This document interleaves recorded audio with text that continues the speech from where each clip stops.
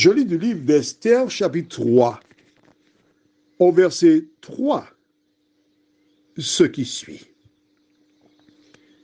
Les serviteurs du roi qui se tenaient à la porte du roi lui dirent: Pourquoi enfreins-tu l'ordre du roi? Prions. Notre Seigneur et notre Dieu,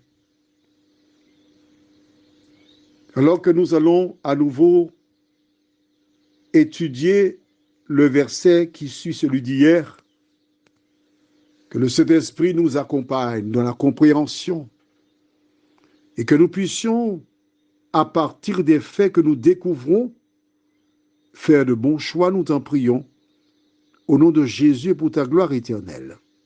Amen. Que s'est-il passé?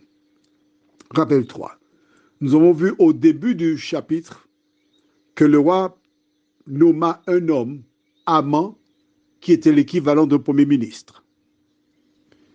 Il ajouta que toutes les fois qu'on voit Haman, l'on devra se prosterner devant lui.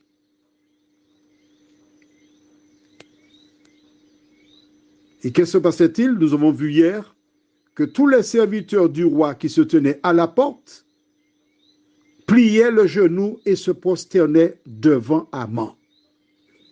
Ça ne te rappelle pas quelque chose? Rappelle-toi bien,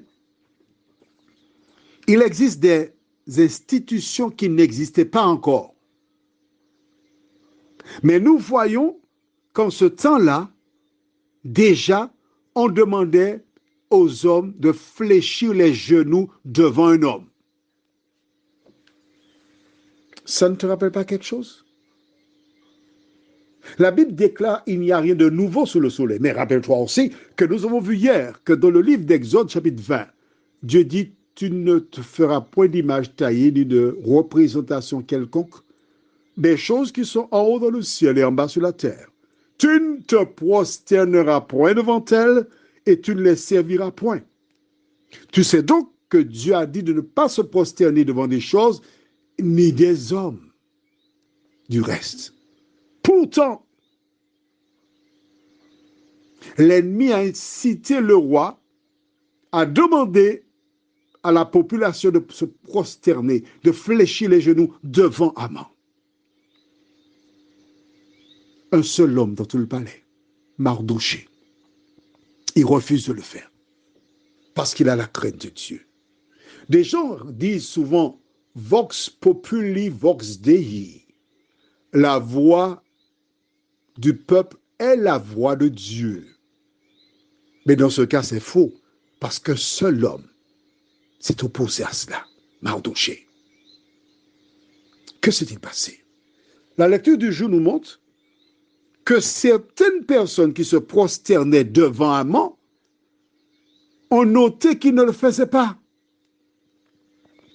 Et ces personnes vont vers lui pour lui dire: mais pourquoi tu désobéis à l'ordre du roi? Vois-tu, il y a un choix entre l'ordre du roi et l'ordre de Dieu.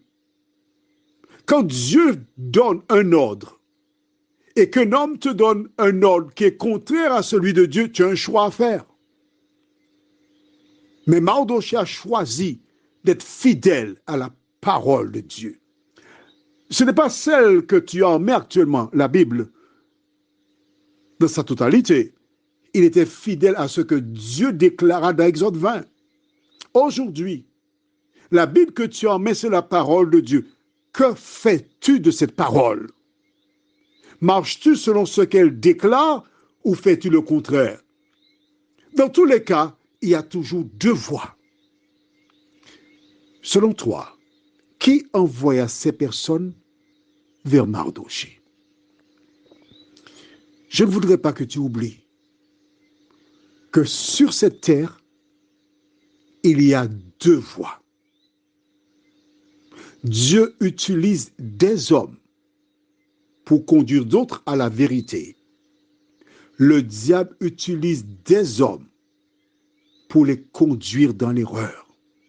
Et c'est le même diable qui a utilisé ces gens pour le tenter, pour le pousser, dire: il faut obéir, il faut faire ça. Mais dis-toi bien une chose, lorsque l'ennemi envoie des gens, c'est pour atteindre un objectif. S'il ne réussit pas en passant par ces gens, il va chercher un autre chemin. Mais ton devoir, toi qui m'écoutes là ce soir, c'est d'être fidèle à la parole de Dieu. Il arrive que parfois, tu cherches le bonheur parce que tu as souffert. Tu as beaucoup souffert.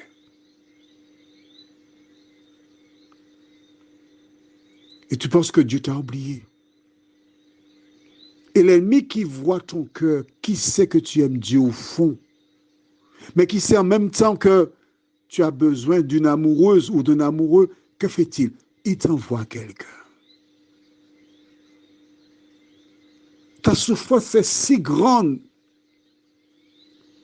Tu vois que c'est contraire à la parole de Dieu, mais tu as besoin. Tu luttes pour ne pas tomber, mais à un moment donné, tu sais, c'est comme la hache. Lorsque tu donnes plusieurs coups de hache à un arbre, tôt ou tard, il finit par tomber. Toi aussi, tu es tombé. D'accord. Tout le monde tombe, excepté les morts. Quand une personne est morte, elle ne peut pas tomber. D'accord? Qu'importe ce que les gens pensent de toi ou disent, on se moque. C'est juste toi et moi qui parlons. N'écoute pas les gens. Tu es tombé, tu es à terre. Qu'est-ce qui te reste à faire là maintenant? Rester par terre ou tenir la main de Jésus et te relever? Je te propose de te relever. Je te propose de croire que Jésus déclara, je ne mettrai pas dehors celui qui vient à moi.